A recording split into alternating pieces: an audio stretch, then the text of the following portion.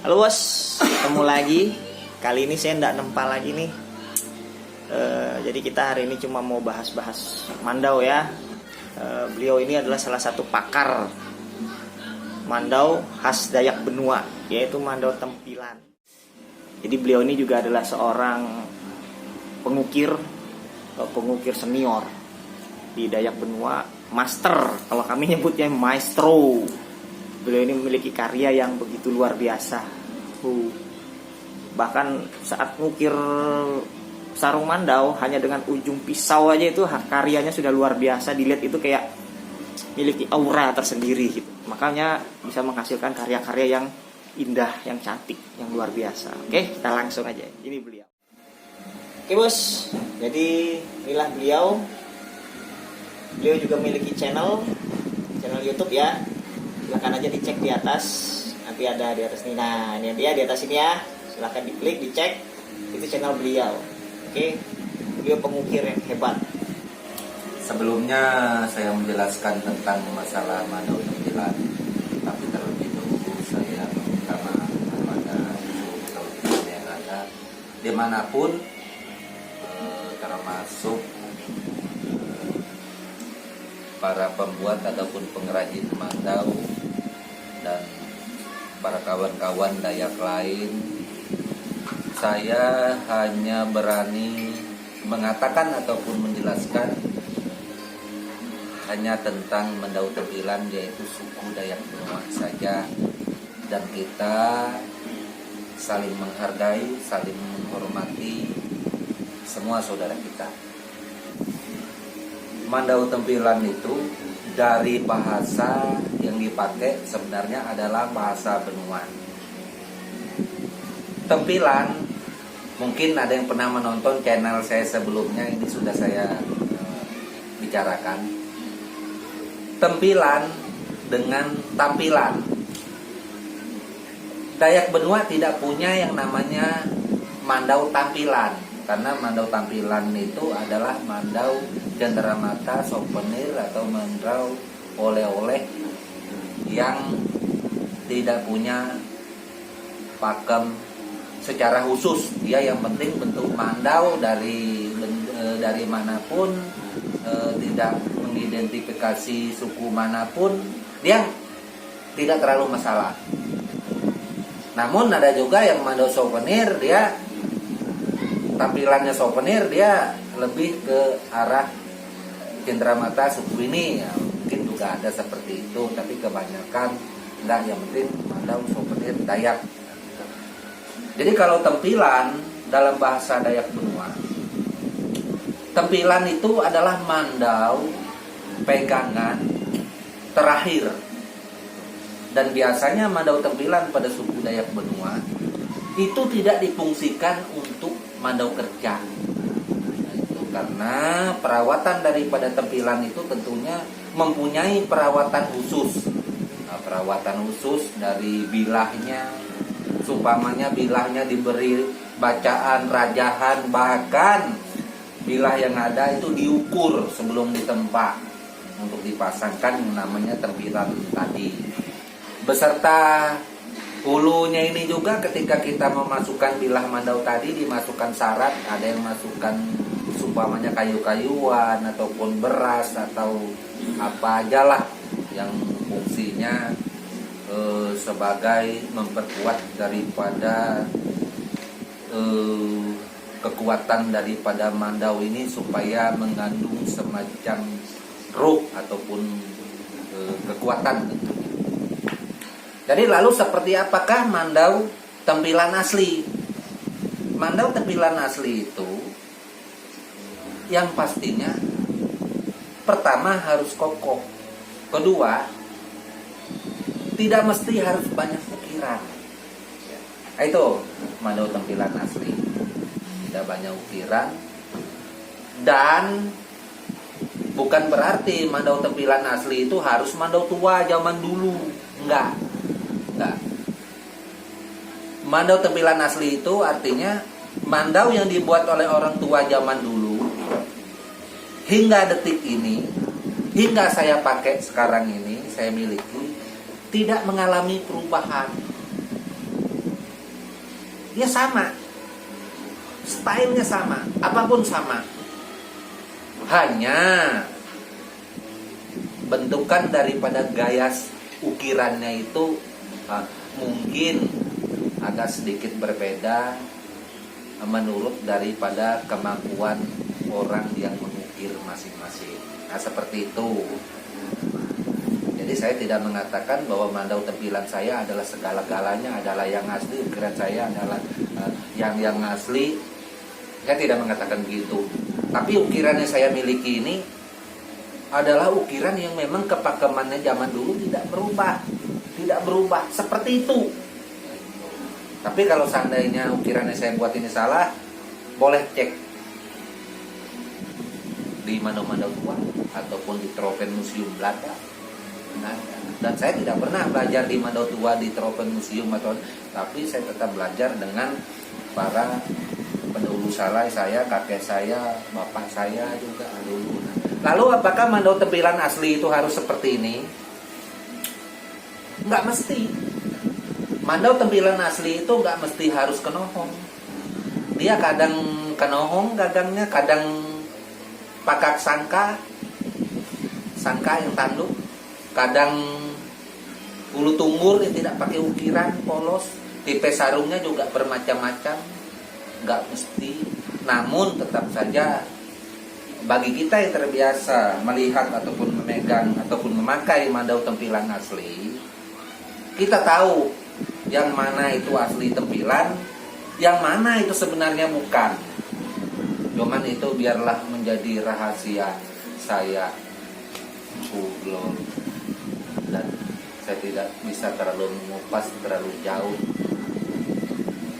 Nggak mau ada permasalahan nantinya dengan teman-teman yang lain, karena saya juga menghargai para prakarya yang ada dan mereka berkarya semuanya tetap saya dukung dan bagus semua.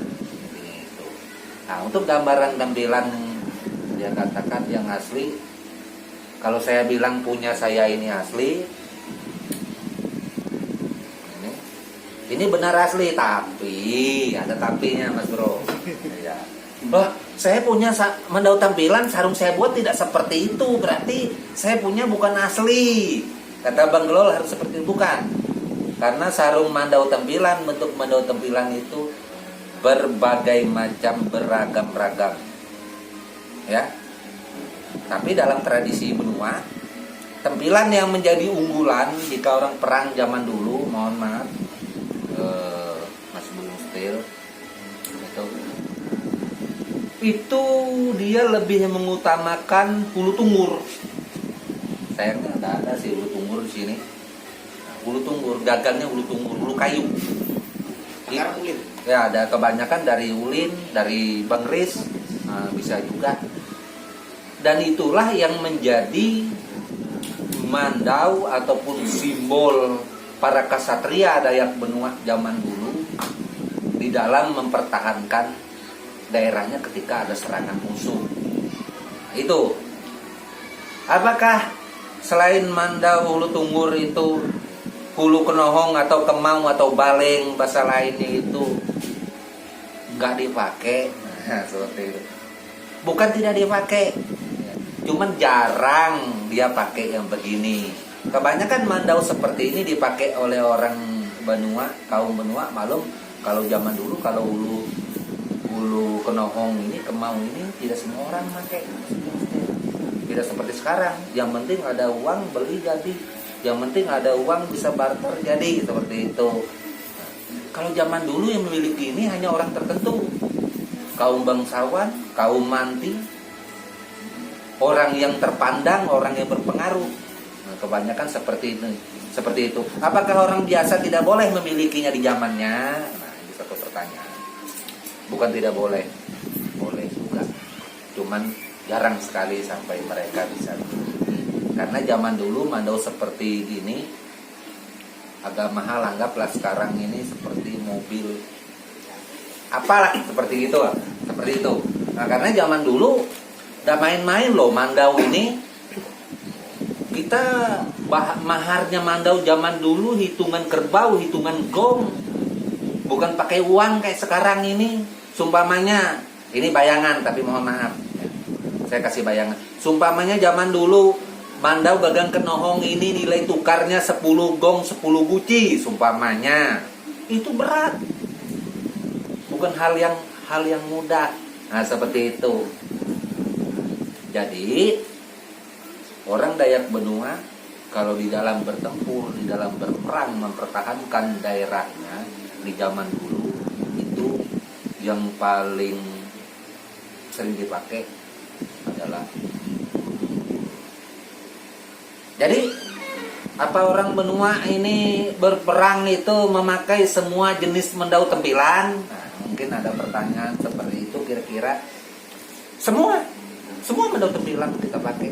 Dari yang bilahnya biasa yang tidak berukir sampai yang bilahnya berukir perak, yang berukir kuningan, yang berpanyar, yang ada ruirak, yang ada bitik malak bahasa benuanya. Itu dipakai. Nah, itu. Bahkan ukuran mandau itu tempilan, namanya juga tempilan ya. Karena tempilan adalah mandau pamungkas. Pamungkas di samping orangnya memang bukan sembarangan dan mandaunya juga mewakili daripada atau menunjang daripada kesatria seseorang tadi untuk bertahan. Dia punya raja, dia juga bilahnya dioles dengan bukan sembarang minyak. Dia juga pemasangan hulunya ini tidak langsung kasih malau cek langsung pasang, enggak. Mungkin dimasukkan sesuatu beras atau apa tadi seperti yang saya katakan. Dia juga punya tipe sarung itu mandau tempilan itu tidak bengris boleh, ulin boleh, tapi dia lebih kepada gerunggak. Bukan, kalau bahasa Indonesia bilang gerunggang. Kalau bahasa kami benua lawangan gerunggak. Gerunggak. Nah, seperti itu. Elat orang benua, elat orang lawangan ini agak sulit diikuti orang biasanya. Jadi kalau orang ini memang bukan orang benua, bahasanya itu agak beda. Nah, seperti itu kira-kira. Nah, oke bos, gimana? Saya rasa kalian lumayan paham sudah ya, karena beliau ini, itulah beliau yang memang pakarnya mandau dan ukir-ukiran. Nah, seperti yang saya bilang tadi, ukiran beliau ini, ya, ukiran beliau ini hanya menggunakan ujung pisau saja sudah luar biasa. Ini contohnya, maaf bang, pinjam. Nah, nih contohnya, ini ukiran beliau ini. Ini hanya ujung pisau ini.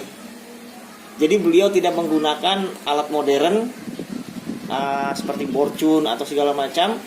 Beliau hanya menggunakan pisau ukir. Ini ujung pisau aja ini. Tuh, sampai ke bawah. Luar biasa kan? Nah, jadi inilah kalau memang di tangan seseorang maestro itu hasilnya begini nih. Orang yang memang pakarnya. Nah, jadi ini mandau memang ngikuti pakem ya, pakem aslinya, pakem yang turun temurun ya bang ya, turun temurun dari nenek moyang, bahwa mandau tipe ini adalah ya bisa dibilang mandau kasta tertinggi ya. Salah satu mandau kasta tertinggi. Ini ukiran handle-nya, gagangnya nih. Kelihatan nggak? Wah, tuh kecil-kecil. Jadi kalau mau mandau tempilan yang sesuai pakem, seperti inilah. Salah satunya seperti ini. Seperti bilang beliau tadi, banyak tipenya. Ada yang kenohong seperti ini dan juga ada yang sangka. Oke bos, jadi buat teman-teman yang penasaran, semoga sudah terjawab ya. Mandau Tempilan itu seperti apa, karena beliau membuat sesuai dengan pakem yang turun temurun dari leluhur dan nenek moyang. Jadi sebenarnya gini, di sini juga ada teman nih satu nih. Nah itu dia. Jadi kita di sini ini semua seperti pernah saya bilang, Dayak itu banyak suku-sukunya. Nah kalau beliau ini memang dari benua rumpun Lawangan. Nah kalau saya sendiri dari Barito Kuala. Oke. Kalau beliau ini dari mana nih? Dari hutan. Dari hutan. Beliau ini dari hutan. Hutan berau. Wah, hutan berau. Beliau ini dari hutan. Beliau nggak mau nyebutkan subsukunya. Kalau mau bilang itu dari Basap bilang. Oh, tuh. Jadi Basap. Mungkin teman-teman yang paham ya pasti udah tahu lah Basap itu apa. Oke. Oke, sampai jumpa lagi video saya selanjutnya. Bye.